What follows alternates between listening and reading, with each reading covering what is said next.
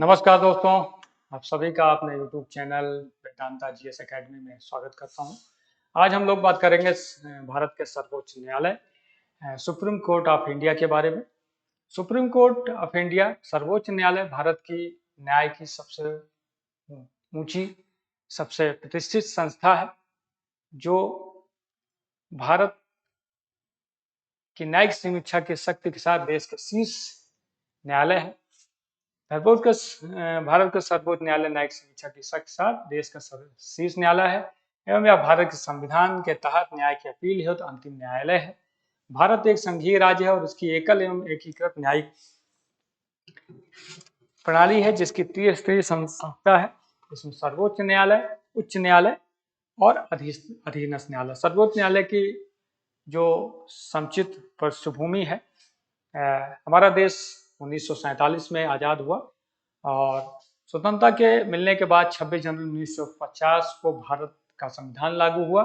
साथ ही भारत का सर्वोच्च न्यायालय भी अस्तित्व में आया तथा इसकी पहली बैठक 28 अप्रैल 1950 को हुई। सर्वोच्च न्यायालय द्वारा घोषित कानून भारत के सभी न्यायालयों के लिए बाध्यकारी होते हैं।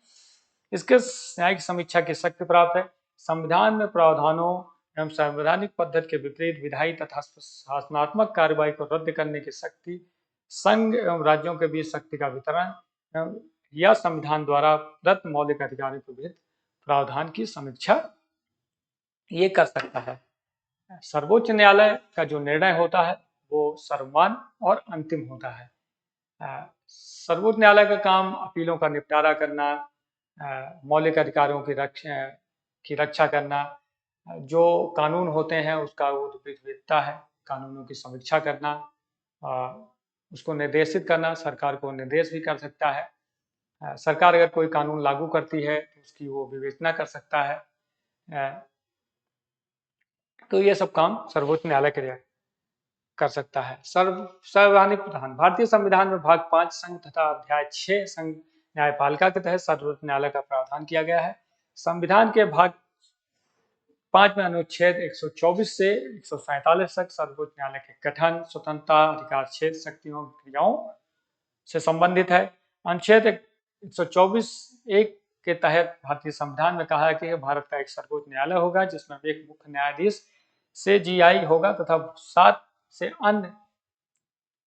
से अधिक अन्य न्यायाधीश हो सकते हैं जब तक कानून द्वारा संसद अन्य न्यायाधीश की संख्या निर्धारित नहीं करती। भारत के सर्वोच्च न्यायालय के क्षेत्राधिकार को सामान्य तौर पर मूल अधिकार क्षेत्र, अपीलीय क्षेत्राधिकार और सलाहकार क्षेत्राधिकार में वर्गीकृत किया जाता है। हालांकि सर्वोच्च न्यायालय के पास अन्य कई शक्तियां भी है। सर्वोच्च न्यायालय का संगठन। वर्तमान में सर्वोच्च न्यायालय के 31 न्यायाधीश, मुख्य न्यायाधीश और 30 अन्य न्यायाधीश होते हैं। सर्वोच्च न्यायालय न्यायाधीशों की संख्या 2019 के विधेयक में 4 न्यायाधीशों की वृद्धि की गई है। इनसे मुख्य न्यायाधीश सहित न्यायिक शक्ति को 31 से बढ़ाकर 34 किया गया है। मूल रूप से सर्वोच्च न्यायालय में न्यायाधीशों की संख्या 8, एक मुख्य न्यायाधीश और 7 अन्य न्यायाधीश निर्धारित की गई थी शुरू में। संसद उन्हें विनियुक्त करने के लिए अधिकृत है। सर्वोच्च न्यायालय का स्थान।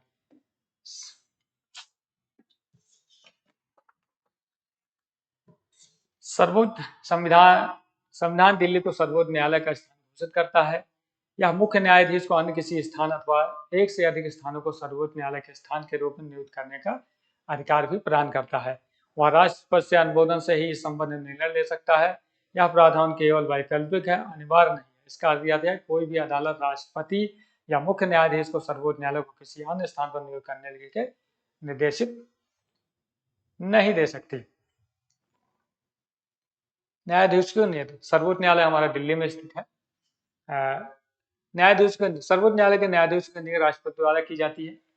यदि राष्ट्रपति आवश्यक समझता है तो मुख्य न्यायाधीश की नियुक्ति के लिए सर्वोच्च न्यायालय या उच्च न्यायालय के न्यायाधीशों से सलाह भी ले सकता है।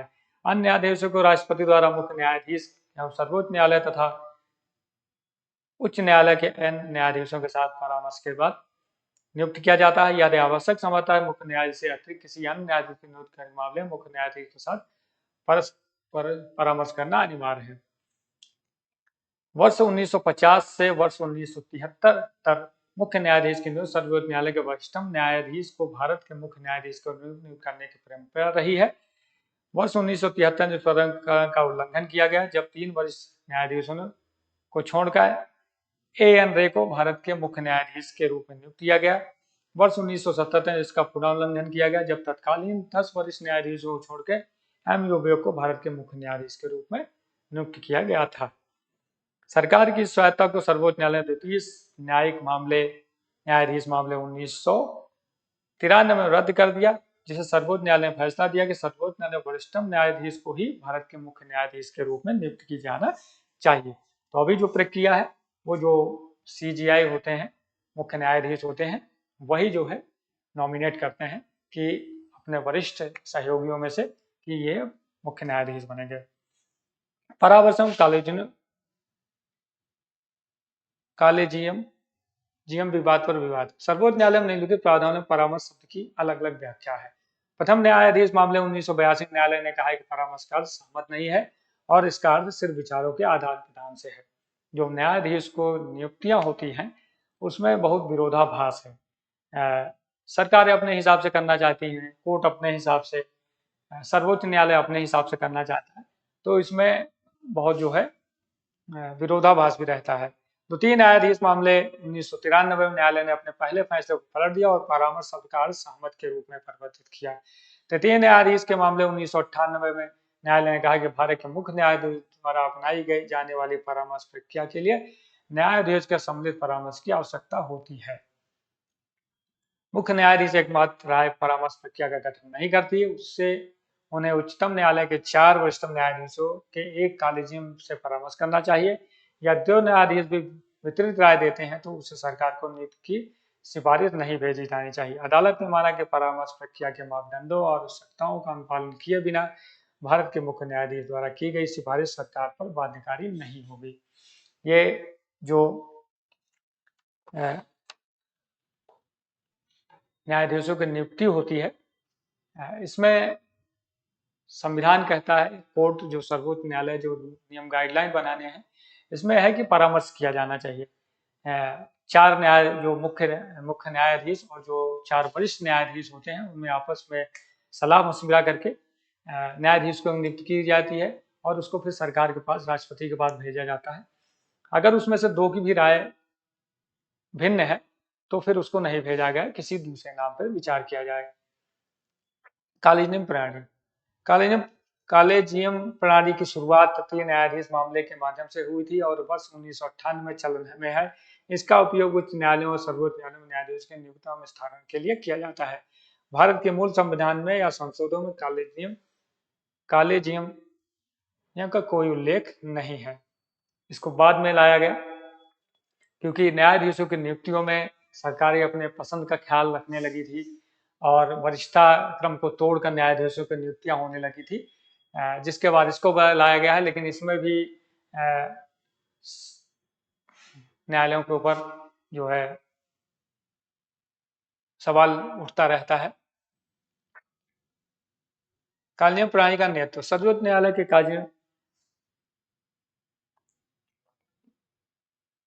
सर्वोच्च न्यायालय के कॉलेजियम का नेतृत्व CJI भारत के मुख्य न्यायाधीश करते हैं और उनमें न्यायालय के 4 अन्य वरिष्ठ न्यायाधीश शामिल होते हैं।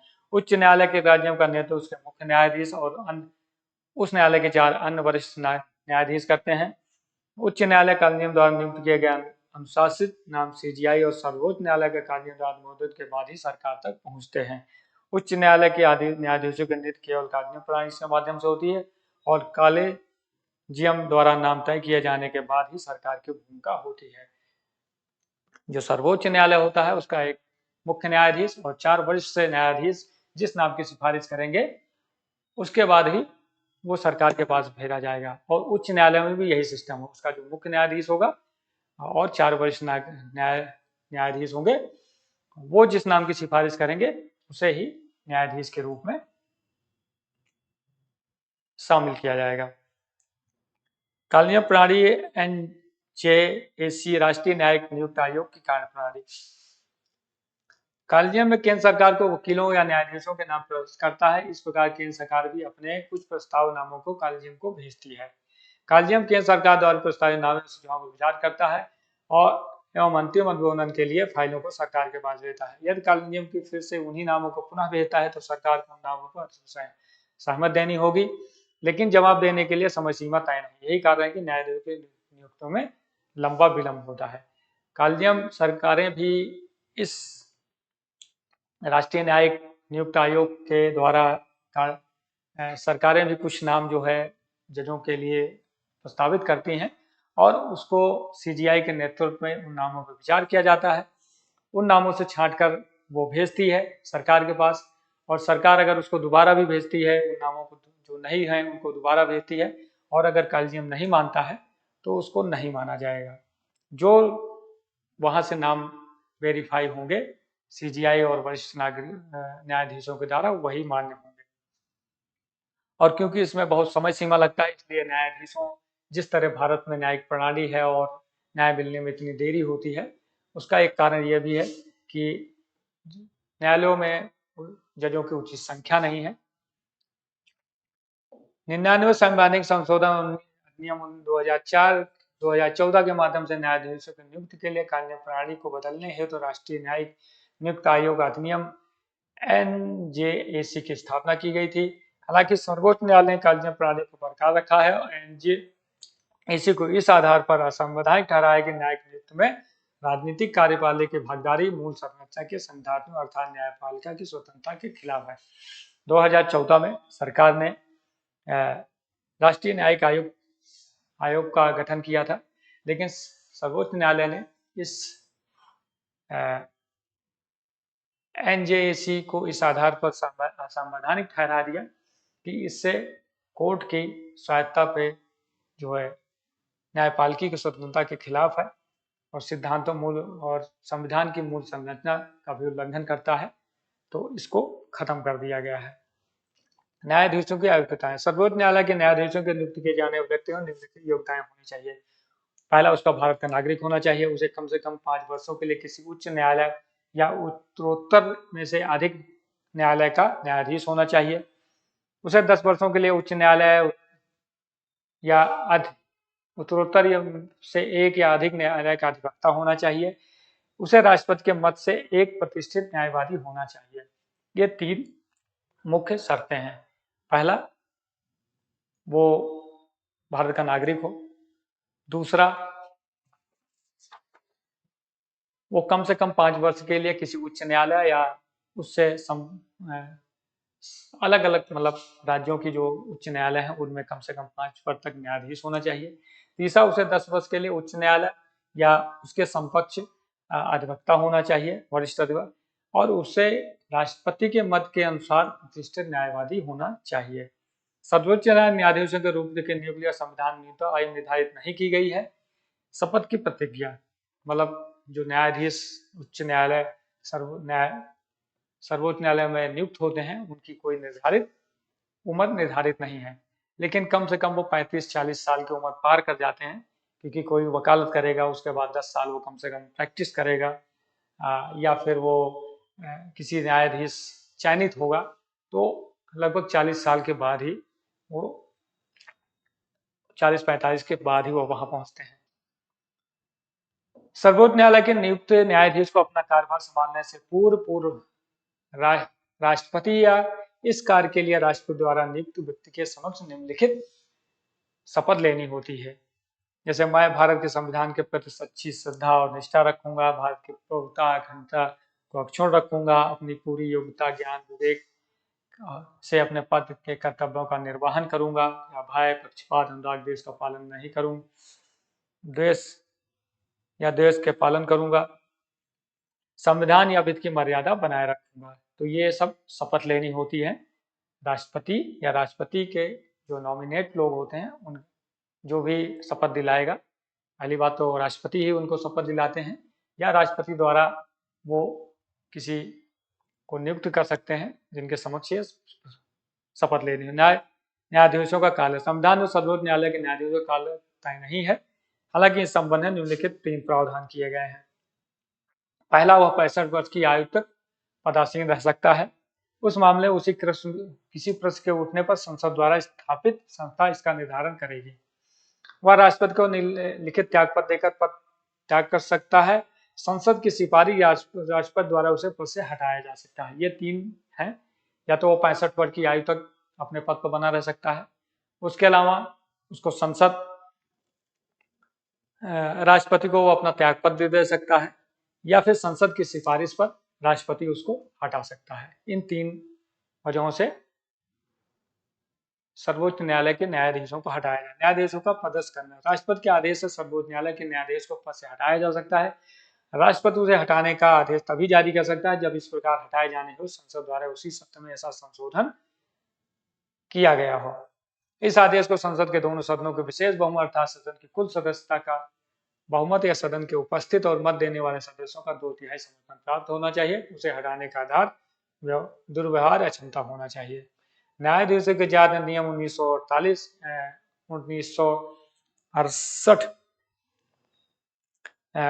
के अनुसार सर्वोच्च न्यायालय के न्यायाधीशों को हटाने के संबंध में महाभियोग की प्रक्रिया का उपबंध करता है। अभी तक सर्वोच्च न्यायालय किसी भी न्यायाधीश पर महाभियोग नहीं लगाया गया। न्यायमूर्ति सी.वी. रामास्वामी 1991-93 और न्यायमूर्ति दीपक मिश्रा 2017-18 के महाभियोग के प्रस्ताव संसद में पारित नहीं हुए थे। इन दोनों लोगों के खिलाफ महाभियोग लाया गया था, लेकिन वो संसद में पारित नहीं हुआ। तो सर्वोच्च न्यायालय के न्यायाधीश को हटाने के लिए महाभियोग लाया जाएगा और संसद के दोनों सदनों लोकसभा और राज्यसभा के 2/3 बहुमत से वो पारित होगा उसी सत्र में। उसके बाद वो राष्ट्रपति के पास जाएगा और राष्ट्रपति उसको हटा सकता है। तो सुप्रीम कोर्ट को न्यायाधीश को हटाना मामूली काम नहीं है। मतलब एक बार अगर वो अपने पद पे हो गया तो 65 वर्ष की आयु तक वो अपने पद पे रहेगा। अपने मन से वो पद त्याग पत्र दे दे या फिर उसको महाभियोग के द्वारा हटाए, लेकिन ऐसी स्थिति अभी भारत में कभी आई नहीं है। वेतन और भत्ते, उच्चतम न्यायालय के न्यायाधीशों के वेतन भत्ते विशेषाधिकार अवकाश पेंशन समय समय पर संसद द्वारा निर्धारित किया जाता रहता है।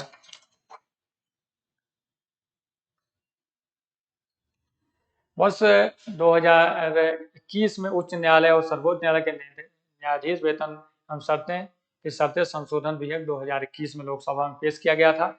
यह विधेयक उच्च न्यायालय में न्यायाधीश वेतन और शर्तें अधिनियम 1954 और उच्चतम न्यायालय के न्यायाधीश वेतन सेवा शर्तें अधिनियम 1958 में संशोधन का प्रस्ताव करता है। तो सर्वोच्च न्यायालय के जो मुख्य न्यायाधीश और न्यायाधीश होंगे उनकी जो सेवा शर्तें होंगी, जो वेतन भत्ते होंगे, वो संसद के द्वारा निर्धारित किया जाता है। जैसे राष्ट्रपति, प्रधानमंत्री या लोकसभा अध्यक्ष, लोकसभा स्पीकर, सांसद जो होते हैं, उसी तरह न्यायाधीशों को भी वेतन भत्ते संसद द्वारा निर्धारित किया था। तदर्थ न्यायाधीश, जब सर्वोच्च न्यायालय के किसी भी सत्र को आयोजित करने या जारी करने के लिए स्थायी न्यायाधीशों के कोरम गणपूर्त की कमी होती है तो भारत का मुख्य न्यायाधीश एक अस्थायी विधि के लिए सर्वोच्च न्यायालय में तदर्थ न्यायाधीश के रूप में किसी उच्च न्यायालय के न्यायाधीश को नियुक्त कर सकता है। वह संबंधित उच्च न्यायालय के मुख्य न्यायाधीश के साथ परामर्श और राष्ट्रपति की पूर्व सहमति के बाद ही ऐसा होता है।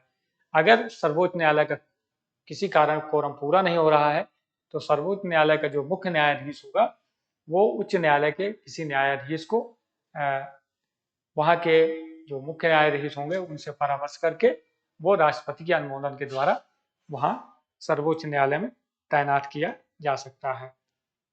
जिस न्यायाधीश को नियुक्त किया जाता है उसे सर्वोच्च न्यायालय के न्यायाधीश के रूप में नियुक्त के योग्य होना चाहिए। तदर्थ न्यायाधीश का यह दायित्व होगा अपने अन्य दायित्वों की तुलना में सर्वोच्च न्यायालय की बैठकों में भाग लेने को अधिक प्राथमिकता दे।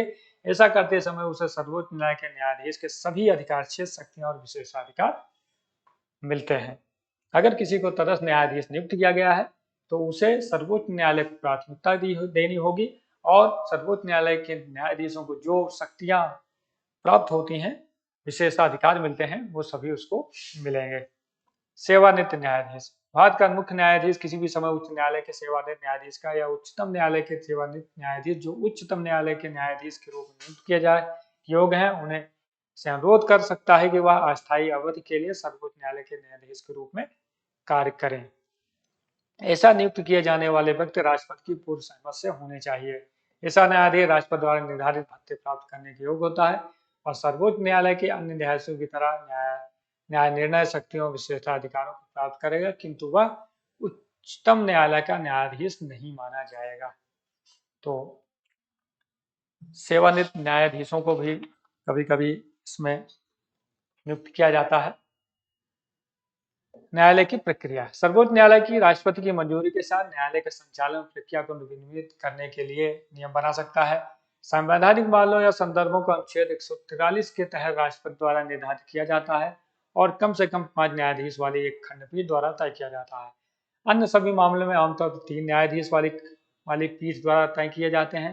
ये निर्णय खुले न्यायालय द्वारा दिए जाते हैं। सभी निर्णय बहुमत से लिए जाते हैं, लेकिन यदि अलग अलग मत होते हैं तो न्यायाधीश एक दूसरे से असहमत या निर्णय दे सकते हैं।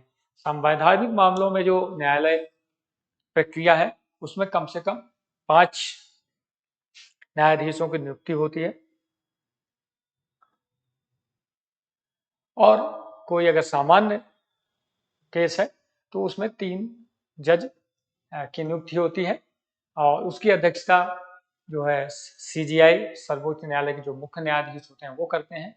न्यायालय प्रक्रिया में अगर किसी जज की राय अलग है तो वो निर्णय में उसकी राय शामिल की जाएगी। सर्वोच्च न्यायालय की स्वतंत्रता। सर्वोच्च न्यायालय एक संघीय न्यायालय है, अपील का सर्वोच्च न्यायालय है, नागरिकों को मौलिक अधिकारों का गारंटर है और संविधान का संरक्षक है। अतः इसे सौंपे गए कर्तव्यों के प्रभावी निर्वहन के लिए इसकी स्वतंत्रता बहुत आवश्यक हो जाती है। यह कार्यकाली मंत्रियों की परिषद और विधानमंडल संसद के अतिक्रमण, दबाव, हस्तक्षेप से मुक्त होना चाहिए। इसे बिना किसी डर, पक्षपात के न्याय करने की स्वतंत्रता दी जानी चाहिए। अगर न्यायालय के ऊपर दबाव होगा, जजों की नियुक्ति प्रक्रिया में सरकार का हस्तक्षेप होगा तो कोर्ट जो है दबाव में काम करेगी। इसलिए सर्वोच्च न्यायालय जो भी न्यायालय है वो स्वतंत्र होनी चाहिए और किसी भी बिना पक्षपात दबाव के वो कार्य करनी चाहिए। संविधान ने सर्वोच्च न्यायालय की स्वतंत्रता और नीतिगत काम को सुनिश्चित करने के निम्नलिखित प्रावधान किए हैं।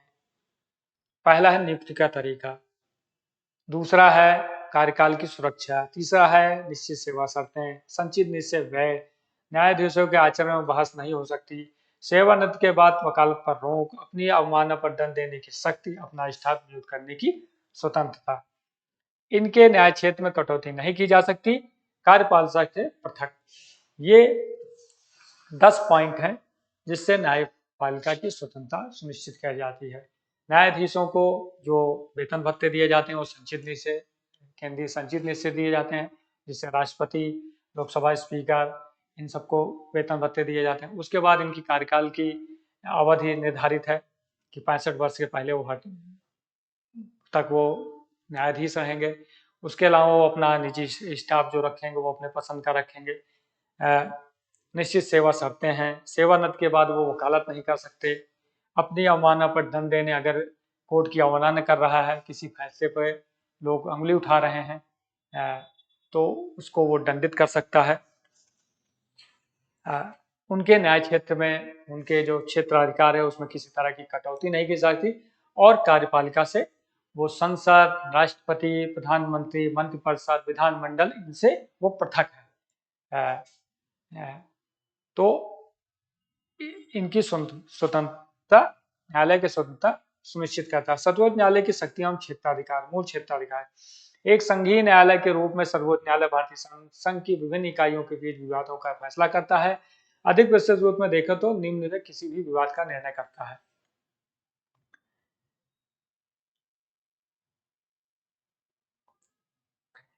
केंद्र या एक या अधिक राज्यों के मध्य, अगर केंद्र और राज्य के किसी विषय पर मतभेद है या केंद्र या अधिक राज्यों के बीच में कोई मतभेद है तो उसका जो निर्णय होगा वो सर्वोच्च न्यायालय करेगा, जो फैसला देगा उसको मानना पड़ेगा। केंद्र एवं कोई राज्य या राज्यों का एक तरफ होना तथा अधिक राज्यों का दूसरी तरफ होना। कभी कभी किसी मामले में केंद्र जो सरकार होती है उसके जो जिस पार्टी की केंद्र में सरकार है और कुछ सरकारें राज्य में होती हैं उसी संबंधित, और विपक्ष की सरकारें कुछ, उसमें किसी मुद्दे पर मतभेद होता है तो वहां पे समझौता कराना या फैसला देना। दो या अधिक राज्यों के बीच में कोई किसी बात को लेकर, जैसे नदी जल विवाद है कई सारे राज्यों के बीच, जैसे पंजाब, हरियाणा या तमिलनाडु, आंध्र प्रदेश, तेलंगाना, कर्नाटक, इन सब राज्यों में नदी जल विवाद चल रहा है तो इसका निपटारा जो है सर्वोच्च न्यायालय करता है। उपरोक्त संघीय विवादों को सर्वोच्च न्यायालय के मूल न्याय क्षेत्र में निहित है। सर्वोच्च न्यायालय के न्याय क्षेत्र में निम्नलिखित सहित नहीं है। कोई विवाद जो किसी पूर्व संवैधानिक संधि, समझौता, संविदा सनद एवं संस्थाओं को लेकर उत्पन्न हुआ है, उसमें सर्वोच्च न्यायालय कोई हस्तक्षेप नहीं करेगा। कोई विवाद जो संघ समझौता आज से बाहर उत्पन्न हुआ है, जिससे यह प्रावधानों के संबंधित न्याय क्षेत्र, उसका विवाद से संबंध नहीं है। अंतर्राज्यीय अंतर्राज्यीय जल विवाद, वित्त आयोग से संबंध वाले मामले, केंद्र एवं राज्यों के मध्य खर्चों और पेंशन से संबंधित समझौते, केंद्र एवं राज्यों के मध्य वाणिज्यिक प्रकृति वाला साधारण विवाद, केंद्र के खिलाफ राज्यों के किसी भी नुकसान की भरपाई। जो वित्त संबंधी मामले हैं केंद्र और राज्यों को, इसमें सुप्रीम कोर्ट किसी भी तरह का हस्तक्षेप नहीं करता। न्यायाधीश क्षेत्राधिकार, सर्वोच्च न्यायालय को अधिकार प्राप्ति के बंदी, प्रत्यक्षीकरण, परमादेश, उत्प्रेषण, प्रतिषेध एवं अधिकार स्वेच्छा आदि का न्यायाधीश जारी कर विचित नागरिकों को मूल अधिकारों की रक्षा करे। इससे संबंधित सर्वोच्च न्यायालय का मौलिक अधिकार क्षेत्र इस अर्थ में है कि वह पीड़ित नागरिकों को सीधे सर्वोच्च न्यायालय में जा सकता है, जरूरी नहीं कि वह कार्य याचिका के माध्यम से किया जाए। हालांकि सर्वोच्च न्यायालय का न्यायाधीश अधिकार क्षेत्र विशेषाधिकार नहीं है। उच्च न्यायालय को भी मौलिक अधिकारों के प्रवर्तन के लिए रिट जारी करने का अधिकार है।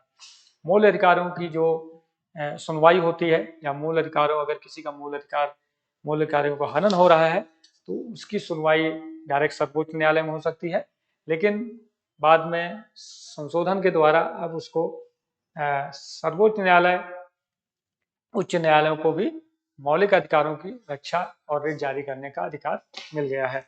अपीलीय क्षेत्र अधिकार, सर्वोच्च न्यायालय मुख्य रूप से अपीलीय हेतु अदालत और निचली अदालतों के निर्णयों के खिलाफ अपील सुनता है। इसको एक विस्तृत अपीलीय क्षेत्र का अधिकार, जिसे 4 शीर्षक के अंतर्गत वर्गीकृत किया गया।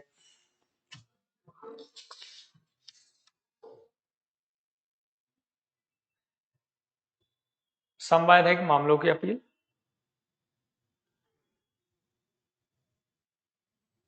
संवैधानिक मामले अनुच्छेद 132 में उच्च न्यायालय के किसी भी निर्णय पर, चाहे वह दीवानी, सिविल अथवा फौजदारी में किसी भी कार्यवाही से संबंधित हो, सर्वोच्च न्यायालय में अपील की जा सकती है।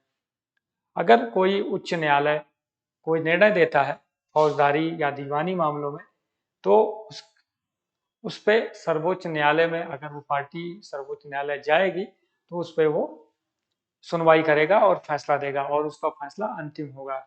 दीवानी मामलों में अपील, दीवानी मामले में अनुच्छेद 133 में उच्च न्यायालयों के निर्णय के विरुद्ध सर्वोच्च न्यायालय अपील की जा सकती है। जब उच्च न्यायालय प्रमाणित कर दे कि उस मामले में संबंध सार्वजनिक महत्व के किसी सारगर्भित कानूनी प्रश्न से है, तो सर्वोच्च न्यायालय उस पर सुनवाई करेगा। आपराधिक मामलों में अपील, आपराधिक अथवा फौजदारी मामले अनुच्छेद 134 में उच्च न्यायालयों में निर्णय के विरुद्ध सर्वोच्च न्यायालय में अपील की जा सकती है, जब किसी अपराधी को अधीनस्थ न्यायालय ने छोड़ दिया हो तथा अपील में उच्च न्यायालय उसे मृत्युदंड दिया हो। मतलब इसमें अगर कोई डिस्ट्रिक्ट कोर्ट किसी को मृत्युदंड, किसी को छोड़ दे किसी मामले में, मान लो कि कोई हत्या हो जाती है और उसमें कोई पकड़ा जाता है और उसको छोड़ देती है, और उच्च न्यायालय उसको मृत्युदंड दे दे उसी केस में, तो सर्वोच्च न्यायालय में वो अपनी सजा कम करवाने के लिए, सजा माफ कर या उसको फैसले को वो सर्वोच्च न्यायालय में चुनौती दे सकता है। किसी मामले को उच्च न्यायालय में अधीनस्थ न्यायालय से हटाकर अपने पास स्थापित कर लिया हो तथा अपराधी को मृत्युदंड दिया हो, उच्च न्यायालय द्वारा प्रमाणित कर दिया जाए कि मामले सर्वोच्च न्यायालय में सुनने योग्य है। विशिष्ट अनुमति द्वारा अपील, किसी विशेष मामले में अनुच्छेद 136 के अंतर्गत उच्च न्यायालय को उपरोक्त मामले वाले कुछ अन्य मामलों में भी हस्तक्षेप करने की विशेष शक्तियां प्राप्त है। विशिष्ट मामलों के अंतर्गत सर्वोच्च न्यायालय के विवेकानुसार भारत के राज्य क्षेत्र में किसी न्यायालय अथवा अधिकार द्वारा किसी वाद या मामले में पारित किए गए या दिए गए किसी निर्णय, डिग्री, अवधारणा, दंडादेश या आदेश की विशेष अनुमति दे सकता है। तो एक तरह से सर्वोच्च न्यायालय उच्च न्यायालय में जो दीवानी मामले हैं, फौजदारी मामले हैं, या आपराधिक विशेष अनुमानित अपील हैं, उन पे वो सुनवाई कर सकता है, और जो भी वो आदेश देगा उसको मानना होगा। वो सर्वोच्च न्यायालय का जो निर्णय होगा वो सर्वमान्य होगा। सलाहकार क्षेत्र, अनुच्छेद 143 के तहत संविधान राष्ट्रपति को 2 श्रेणियों में मामले सर्वोच्च न्यायालय की राय लेने का अधिकार देता है। सार्वजनिक महत्व के किसी मामले का विधिक प्रश्न उठने पर अथवा प्रश्न उठने की संभावना पर। राष्ट्रपति अगर कोई विधि से संबंधित कोई मामला है तो उसमें जो है सर्वोच्च न्यायालय की सलाह ले सकता है। किसी पूर्व संवैधानिक संधि, समझौते, संविदा आदि सनद संबंधी मामले में कोई विवाद उत्पन्न होने पर यदि किसी संवैधानिक संधि, समझौते, संविदा आदि सनद संबंधी मामला कोई विवाद हो गया है और उस पर कोई हल नहीं मिल रहा है राष्ट्रपति को और उसको परामर्श की आवश्यकता है, वो सुप्रीम कोर्ट के जज से, सुप्रीम कोर्ट से वो परामर्श करता है। अभिलेख का न्यायालय, अभिलेखों के न्यायालय के रूप में सर्वोच्च न्यायालय के पास दो शक्तियां हैं। सर्वोच्च न्यायालय के निर्णय, कार्यवाही और उसके फैसले सार्वकालिक अभिलेख तथा साक्ष्य के रूप में दर्ज किए जाते हैं तथा किसी अन्य अदालत में चल रहे मामलों के द्वारा इन पर प्रश्न नहीं जाए। सर्वोच्च न्यायालय में जो भी निर्णय होते हैं, जो वाद विवाद होता है, उस पर किसी भी निचली अदालत में प्रश्न नहीं उठाया जा सकता, उस पर वाद विवाद नहीं किया जा सकता और उसके जो अभिलेख होते हैं, जो साक्ष्य होते हैं, उनको साक्ष्य के रूप में दर्ज किया जाता है और कोई भी निचली अदालत उस पर प्रश्न नहीं उठा सकती। यह रिकॉर्ड विधिक संदर्भों के तहत स्वीकार किए जाते हैं। सुप्रीम कोर्ट के जो आदेश होते हैं वो विधि कानून के तरह उनको संदर्भित किया जाता है, स्वीकार किया जाए। इनके पास न्यायालय की अवमानना करने पर दंडित करने का अधिकार है या सजा 6 माह या सामान्य कारावास 2000 रुपए तक आर्थिक दंड देने। अगर सर्वोच्च न्यायालय की कोई अवमानना करता है, उसके फैसलों पर कोई उंगली उठाता है, तो सर्वोच्च न्यायालय उसको दंडित कर सकता है, उस पर उसको 6 महीने की सजा दे सकता है या 2000 रुपए तक का जुर्माना लगा सकता है। रिट अधिकारिता, संविधान के अनुच्छेद 32 के अंतर्गत नागरिकों को मौलिक अधिकारों की रक्षा है। सर्वोच्च न्यायालय द्वारा बंदी, प्रत्यक्षीकरण, परमादेश, निषेध, अधिकार रक्षा, उत्प्रेषण रिट जारी किए जा सकते हैं। या रिट अधिकारिता संविधान के मूल ढांचे का हिस्सा है। इसका अर्थ है संदर्भ इस शक्ति को ना तो कम कर सकती है और ना ही समाप्त कर सकती है। सुप्रीम कोर्ट जो है मूल अधिकारियों की रक्षा करता है, उसकी विवेचना करता है, उससे संबंधित सरकार को आदेश जारी कर सकता है और एक तरह से मूल अधिकारों की संरक्षक है। न्यायिक समीक्षा, न्यायिक समीक्षा केंद्र और राज्य दोनों सरकारों की विधायी, अधिनियम और कार्यकारी आदेशों की संवैधानिक की जांच करने की शक्ति सर्वोच्च न्यायालय के। संसद अगर कोई कानून बनाती है या राज्य विधानमंडल, विधानसभा कोई कानून बनाती है तो उसकी न्यायिक समीक्षा सर्वोच्च न्यायालय कर सकता है, उसकी शक्ति सर्वोच्च न्यायालय को हो। जात में यदि वह संविधान अल्ट्रा वायरस के उल्लंघन पाए जाते हैं और उन सर्वोच्च न्यायालय द्वारा अवैध असंवैधानिक अवमान घोषित किया जाता है, नतीजे में उन्हें सरकार द्वारा लागू नहीं किया जा सकता। अगर किसी अध्यादेश, किसी कानून को सुप्रीम कोर्ट के द्वारा असंवैधानिक या संविधान की मूल संरचना से अलग हटकर देखा जाता है तो उसको सरकार उस कानून को लागू नहीं कर सकती है। संविधान का संरक्षण, यदि कोई कानून संविधान का उल्लंघन करता है तो सर्वोच्च न्यायालय उसे अवैध घोषित किया जा सकता है। सरकार द्वारा बनाए गए किसी कानून, कोई भी कानून अगर संसद संविधान का उल्लंघन कर रहा है तो सर्वोच्च न्यायालय उसको असंवैधानिक घोषित कर सकती है। संसद अथवा राज्य विधानमंडल द्वारा पारित कानून को संविधान के प्रावधानों के अनुरूप होना चाहिए, उस पर अंकुश लगाने हेतु सर्वोच्च न्यायालय को अधिकार प्राप्त है। अन्य शक्तियां एवं अधिकारिताएं, अनुच्छेद 137 सर्वोच्च न्यायालय को अपने निर्णयों पर पुनर्विचार करने और सुधारने की शक्ति देता है। सर्वोच्च न्यायालय को यह शक्ति है और किसी न्यायालय को नहीं है, ना राज्य को, ना डिस्ट्रिक्ट कोर्ट को और ना ही उच्च न्यायालय को। सर्वोच्च न्यायालय अगर कोई अपनी किसी उस पर फैसला देता है और उसको लगता है कि इसमें कोई त्रुटि रह सकी है तो उसकी वो न्यायिक समीक्षा कर सकता है और उसमें सुधार कर सकता है और दोबारा से वो आदेश जारी कर सकता है। उसके अलावा सर्वोच्च न्यायालय द्वारा जांच करने और उन्हें प्रभावित करने के उपरांत ही राष्ट्रपति द्वारा संघ लोक सेवा आयोग के अध्यक्ष तथा अन्य सदस्यों को पदच्युत किया जा सकता है। संघ लोक सेवा, सिविल सर्विसेज के जो अध्यक्ष होते हैं और सदस्य होते हैं, अगर सर्वोच्च न्यायालय की जांच में उन्हें प्रमाणित कर दिया जाए कि इनसे गलत कार्य हो रहा है तो राष्ट्रपति संघ लोक सेवा आयोग और उनके सदस्यों को हटा सकता है। सर्वोच्च न्यायालय को संविधान की व्याख्या का अंतिम और पूर्ण अधिकार है, जो उसे मुख्यतः अनुच्छेद 131 132 तथा 133 से पदार्थ है। इन अनुच्छेदों में संविधान में वर्णित सर्वोच्च न्यायालय को संपूर्ण अधिकार है कि वो सरकार की संविधान की व्याख्या करेगा और अगर उसका कहीं उल्लंघन होगा तो उस पर वो रोक लगाएगा। सर्वोच्च न्यायालय देश को देश के सभी न्यायालयों, पंचायतों आदि का न्यायिक परीक्षण करने का भी प्राप्त है। सर्वोच्च न्यायालय देश के सभी न्यायालयों, पंचायतों आदि के न्यायिक समीक्षा करने की शक्ति है।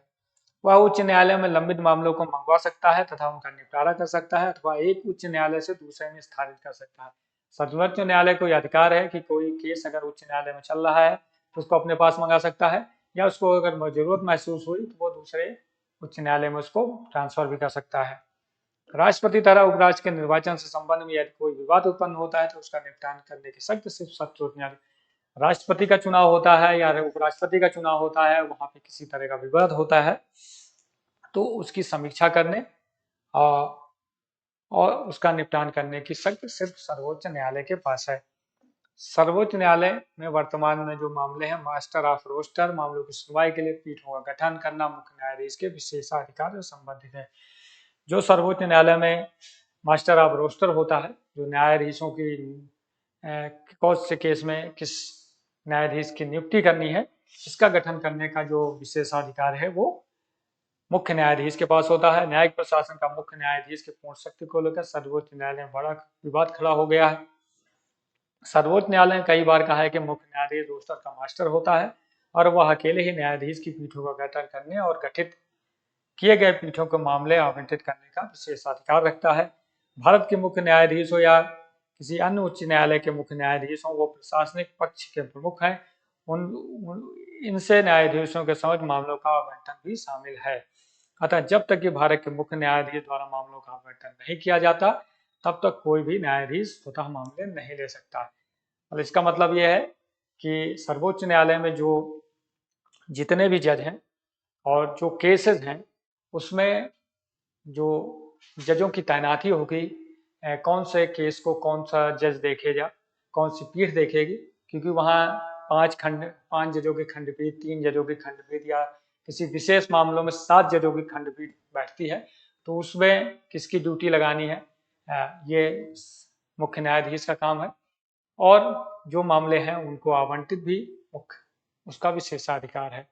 तो ये था सर्वोच्च न्यायालय के गठन, उसकी शक्तियां, सर्वोच्च न्यायालय के क्या कार्य हैं, सबके बारे में था। सर्वोच्च न्यायालय हमारी भारतीय न्याय प्रणाली का सर्वश्रेष्ठ न्यायालय है और सर्वोच्च न्यायालय के द्वारा जो भी निर्णय दिया जाता है वो अंतिम और सर्वमान्य होता है। उस पर किसी भी तरह का समीक्षा नहीं हो सकती, उस पर उंगली नहीं उठाई जा सकती और जो भी निर्णय देता है वो अंतिम होता है। उसके अलावा वो हमारे मौलिक भारत के नागरिकों को जो मौलिक अधिकार मिले हुए हैं उनका वो संरक्षक होता है। उसके अलावा जो राज्यों केंद्र के बीच जो विवाद होते हैं वित्त संबंधी नहीं, उसके अलावा विधायी समस्या को लेकर उसका वो निपटान करता है। उसके बाद कानूनों की समीक्षा करना, वो किसी भी तरह संविधान का उल्लंघन तो नहीं कर रहे हैं, इसका ध्यान रहना। उसके अलावा सरकारों को निर्देशित भी कर सकते हैं किसी विशेष मामलों को लेकर, जैसे आजकल PIL खूब जनहित याचिकाएं दायर होती हैं। एक सरल प्रक्रिया है कि एक आम आदमी भी PIL दायर कर सकता है या भी वो स्वतः संज्ञान के द्वारा किसी विशेष मामले को ले सकती हैं और उसको निर्देशित कर सकती हैं। ये सारे काम सर्वोच्च न्यायालय द्वारा किए जाते हैं। तो आज के लिए इतना ही। ये मेरा YouTube चैनल है, आप लोग इसको ज़्यादा से ज़्यादा लाइक करें, सब्सक्राइब करें, शेयर करें। धन्यवाद। जय हिंद।